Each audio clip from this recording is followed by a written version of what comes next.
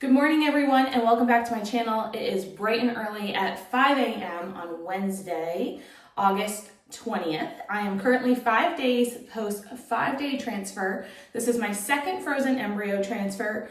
If you've been following me along, I did a modified natural cycle, my first cycle, and then this cycle is a fully medicated cycle. So I have two pregnancy tests that we're going to do here. We have a first response early result, and I have a cheapie. Want to talk a little bit today about the transfer day itself, but then also want to talk about just symptoms, how I'm feeling, the meds, and kind of take you from there. So I guess we'll start with transfer day. Transfer day was amazing. I had a really great experience with my clinic. I walked in, everything went well. The doctor walked in and introduced himself. He's like, "Hi, I'm Dr. So-and-so, and I'm the one who is going to claim success." So that made me feel really good. I'm like, let's get this party started, and I'm excited, very ready to go. I left, had a great lunch with a friend, and then ended up going to a flower shop, one of my favorite flower shops in Maryland called Wildflower. And they sell flowers by the stem, and you can kind of create your own bouquet, which is really nice. And honestly, when I walked in, there was no flowers that were really jumping out to me. And I was talking to the girls in the flower shop, telling them what I was doing and telling them about my transfer that day. If you have been following me for a while, you'll know that I do go buy myself flowers after each IUI or IVF transfer. And then I will cut them and dry them. And when I do end up pregnant, I plan to have the flowers in the nursery. So that's my plan right now. She ended up creating this beautiful bouquet for me, and they ended up also giving me an amethyst bracelet for good luck. So I thought that was really sweet of them. And came home and then had acupuncture later on that day. So it was a very good, relaxing day, really good vibes. Everything seemed to go really well. The progesterone shots have been going fine. I'm getting used to them.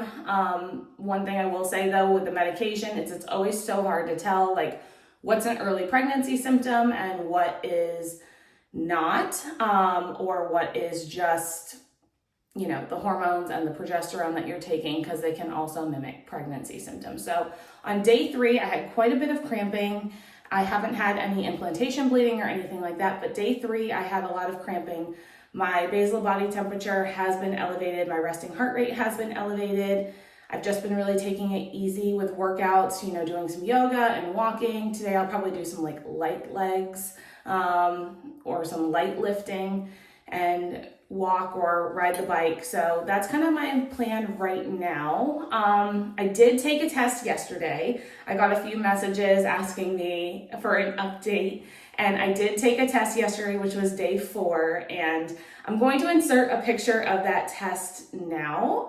There was a faint line, very faint line, but it was promising on day 4 and very exciting to see. So today is really the true test. If that line gets darker, I'm nervous because the line that I saw yesterday was very similar to the line that I saw on day 8 last transfer cycle before it disappeared.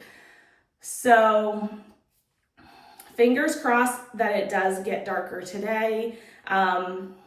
It's early, like I said, and I need my glasses to see any of this. It is 4 minutes post sticking the pregnancy test in the pee, so it doesn't look much different than yesterday. It's kind of hard to see, this lighting this early is not great, but there is a faint line there. I'll insert a picture as well. It's there. It's probably slightly darker than yesterday, but